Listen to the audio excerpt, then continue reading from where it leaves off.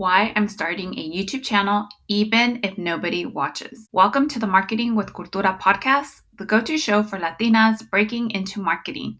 I am Vanessa Parra, a Latina marketer with 10 plus years of industry experience and a background in recruitment and workforce development.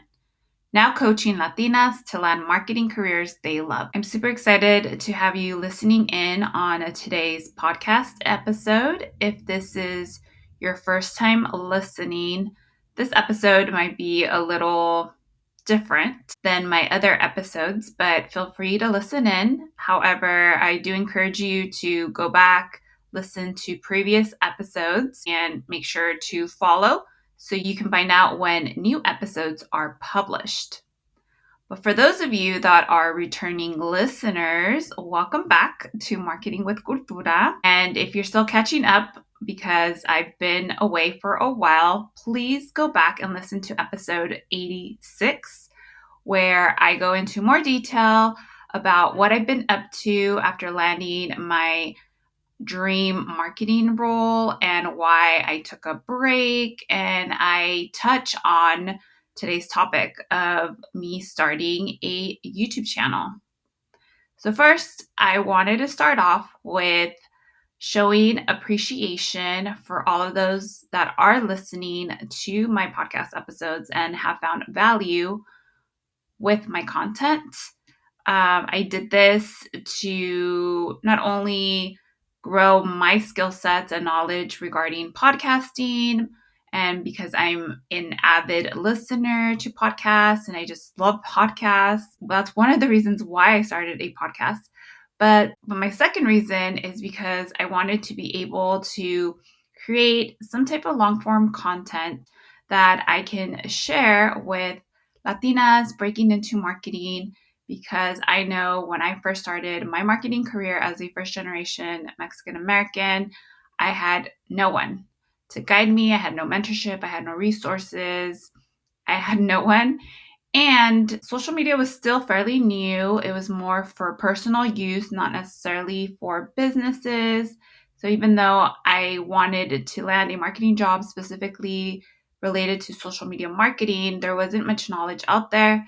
And if there's no knowledge out there, there's no mentors, and it's really hard to know what next steps needed to be made to land that first marketing job. And because, again, my goal has always been to not only excel in my marketing career, but give back to my community and really be a sounding board and just a mentor, a friend to all of those out there that maybe need that additional support because you are in the same situation as me. Maybe you're the first in your family to pursue a corporate career in marketing and just don't know where to begin. With that said, as you know, my target audience are Latinas breaking into marketing, but anyone can listen to this podcast. And I have so many great ideas for this podcast. However, for the past 2 years that I've spent really doing research on how to grow my podcast, how to find my ideal client or ideal listener, I started testing out different things, different career pathways, but still related to marketing, because even though I love my job, at the end of the day, I've come to the realization that I want to have my own business. And yes, a business within marketing, but also a way to give back to the community and just be able to empower more Latinas in marketing. And with that said, I've tested different types of marketing businesses / jobs, careers, whatever you want to call it. I'll go into more detail regarding that in other podcast episodes. But one that I came across that I truly love and enjoy doing is coaching Latinas that want to break into marketing. I've started with a coaching business on the side of my 9-to-5 because, again, I really love my job in marketing. And in my current role, I still get to coach all underserved youth related to marketing and helping them find jobs in the marketing industry, specifically in tech and creative industries. but I knew I wanted to do something on my own. And so I've started working on the side with some coaching clients and have realized that I really enjoy it. And I've seen really big results and transformations from my clients, and see that there's actually a need out there. Because yes, I'm sure there's a lot of career coaches out there that can provide a lot of tips and guidance, but I personally haven't seen that many that offer career coaching within marketing. And specifically, as niched as I am, targeting Latinas that want to break into marketing. And again, going back to where I was when I first started my marketing career, I wish I would have had someone like that. And I think that's why I'm doing this for you, for myself, and just for everyone, because I feel like it would be a win-win situation, because I'll help you land your marketing job, that'll get you paid, and I get to do what I enjoy, love, and I get to empower our community. So again, I love finding opportunities where it's a win-win situation for everyone. Now, in order to find my ideal listeners that eventually can become my ideal clients, I want to be able to use my podcast and my knowledge and long form content to attract those type of clients. However, as much as I love podcasting and I love researching, I've invested in podcasting coaches and courses and just doing research on my own, I realized that due to the way technology and social media changes and everything going on the online space, that podcasting, specifically audio podcasting, is very difficult to grow unless you already have a large audience on another platform, or maybe you're a celebrity and you're well known. Then it makes sense if you want to start an audio podcast. But when you are not influential, when people don't know who you are, it's really hard to grow on an audio podcast because, first of all, there isn't any really good SEO or search engine optimization when it comes to podcasting. So it's really hard to get found as opposed to other platforms like TikTok or YouTube or stuff like that. So that already is a challenge, trying to get found. Second, like I mentioned before, in my current role, working with the Gen Zs, both in my career and as a career coach, I realized after doing some research, asking some questions, that my ideal audience or clients don't really listen to audio podcasts, which makes me feel very old and outdated, even though I'm just a millennial. So I'm just a few years older, not that much, but still. They mostly live on YouTube. That's where they consume all their content, which I kind of already knew. But I'm not going to lie, a part of me loves listening to podcasts. So I just figured, well, if I love listening to podcasts, I'm sure other people would love to listen to podcasts and will find my content and find it valuable. But again, it doesn't really matter. I mean, yes, to an extent, it matters that you like the platform that you're going to invest all your time in. But at the end of the day, you have to post on platforms where your ideal follower or audience lives on or consumes content off of, which is obviously marketing 101, understanding your buyer persona, ideal follower, stuff like that. So I think that's one of the reasons why I decided I need to give YouTube a shot if I'm serious about growing my coaching business and just getting more eyes on my content. I need to focus on a different platform where my actual ideal audience or clients live on. The other thing is that YouTube is the second largest search engine after YouTube. And now, I don't know, ChatGPT feels like a search engine, but I guess that's a whole other conversation. And because YouTube is the second largest search engine, it just makes sense to create content on YouTube. because a lot of my research and working with podcasting coaches, their strategy is to find ways to attract your audience on other platforms outside of podcasting and to get them through a funnel where they will go and listen to your podcast. So, for example, say I wanted to target an ideal listener or client, I might use Instagram or TikTok and then create content there and then create a lot of content. And that's like a whole other animal and story that you all know as in short form content. You have to create a lot of content in order for you to grow on that specific platform and get eyeballs on your account and grow your follower count. So it just seemed like a lot of extra work where I would have to focus on growing on Instagram or TikTok, get people interested enough to continue the conversation, go to my links, and then go and consume my content on Spotify or Apple Podcasts. So that just seems like a lot of work. And again, my ideal follower or listener doesn't really listen to podcasts or audio podcasts. So it would have just been a waste of time. Now with YouTube, all that work that I would be spending on like Instagram or TikTok, I could spend it on YouTube Shorts, driving people to my long form content. Second, just by creating long form content on YouTube, again, because it's a search engine, when someone types in how to break into marketing or what skill sets I need to know to get into marketing, my videos will pop up. And that's where with YouTube, you just really have to grow your knowledge in SEO, understand the different tools, the different keywords to use to get found by your ideal follower or client. So I just figured if I'm going to spend all this time trying to grow my audio podcast, I might as well do it on YouTube, where yes, it's going to be extra work because video is a whole nother beast compared to audio, but I think it will last longer.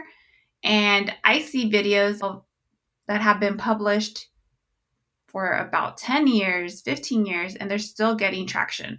So I might as well be able to create content that's evergreen and hopefully continue growing my audience. The other reason why I'm deciding to switch over to YouTube is because I'm going to admit back in 2018, when I was first trying to figure out ways to incorporate more video in social media, because that's when video was first starting to get popular and social media was starting to include some video, but not really, because I believe TikTok didn't really pop off until 2019.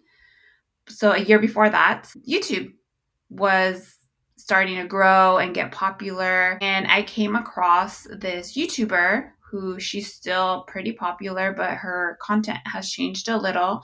And her name is Sunny Lenarduzzi. Once I started to really watch her videos, I just became obsessed and started binging every single video to the point where I bought her first YouTube course. And ironically, that was my first introduction to the whole online space and consuming courses online just to learn different skill sets.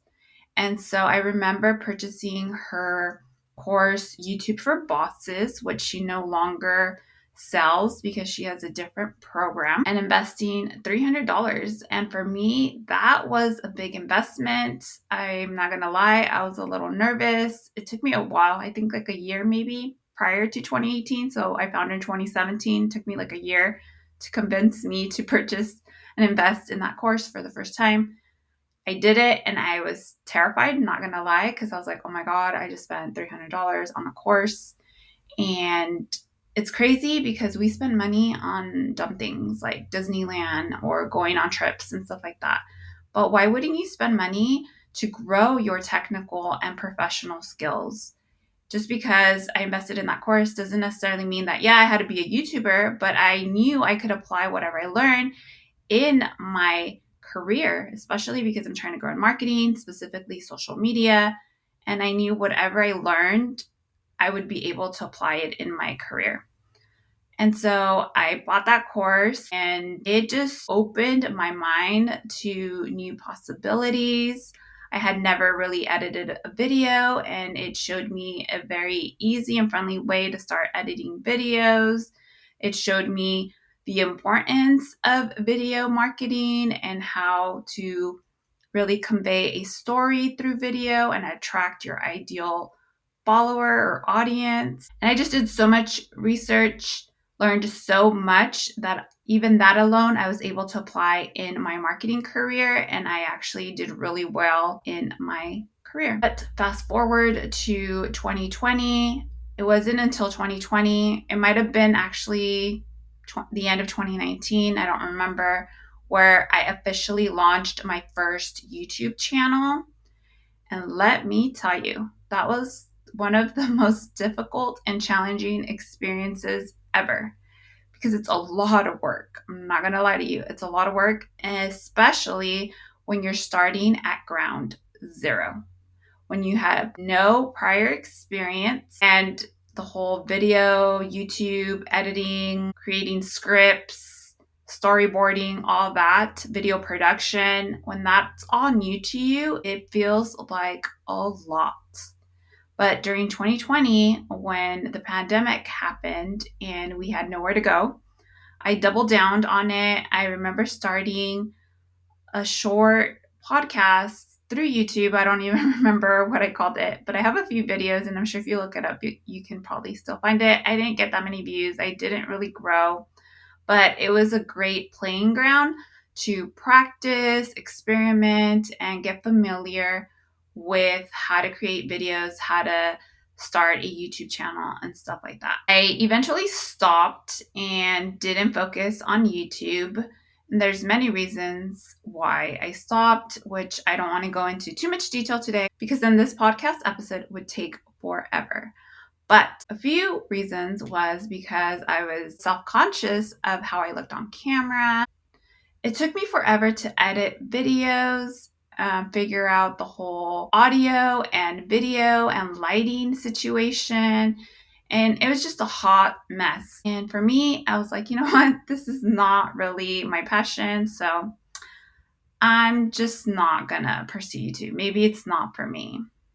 Now, fast forward 5 years later, I haven't published videos on YouTube, but in my marketing career, I have helped other businesses with YouTube. I've become more comfortable with editing videos, and I'm more knowledgeable on different tools that make creating videos specifically on YouTube way more efficient, way more easier. And now with AI, it's just made the whole workflow and process way better for me.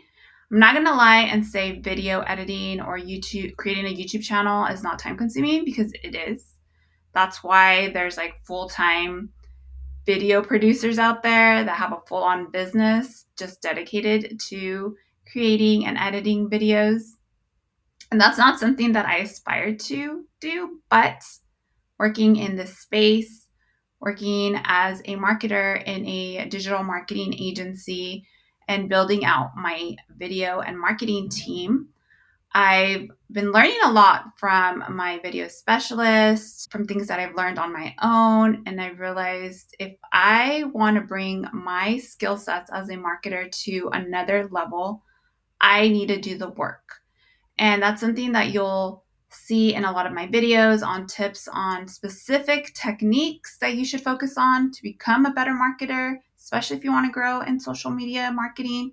And that's why I decided, you know what? I'm going to give it another shot. Even if nobody watches my videos, I want to feel proud enough to say I tried. And when people come to me for advice or suggestions, for me to be able to send them a link to a YouTube video and be like, here you go, check out this video, and you'll learn how to do a specific thing regarding marketing. And so even that alone, I think, is beneficial to you to my future ideal client, for me, for my mentees, my current coaching clients, for my students, for my assistants, everything. And so that's why I've decided to switch Marketing with Cultura podcast over to YouTube. It's going to be a combination of interview style episodes because I believe I should continue spotlighting other Latinas in marketing, but it'll be more focused on complementary services that would go well with the type of services that I'm offering. And second, to be able, again, to break down specific techniques, skill sets, tips to help you land that marketing job. So I don't want to make this podcast episode super long, but I just wanted to explain to you why I'm switching over and why I'm starting a YouTube channel. Because after this episode, you're going to be hearing the format of my episodes a little bit different. I might mention YouTube lingo within the episodes, like subscribe to my channel, hit the bell, stuff like that. And I don't want you to be like, wait, what's going on? Why is this happening?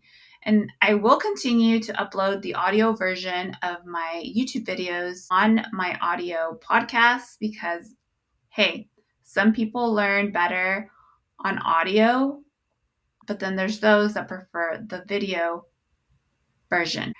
Oh, but before I forget, another reason, which I've been meaning to include in this list of why I'm starting a YouTube channel, is that I want to push myself to feel more confident speaking in front of a camera.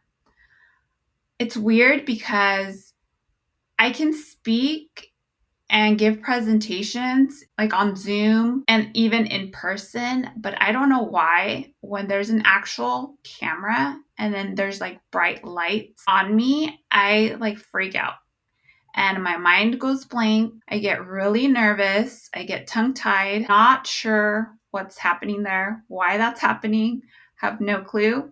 But I know if I continue pursuing the career path, either in my business or in a corporate job, that's an area I need to improve on. I need to feel more comfortable with public speaking, specifically in front of the camera, doing interviews.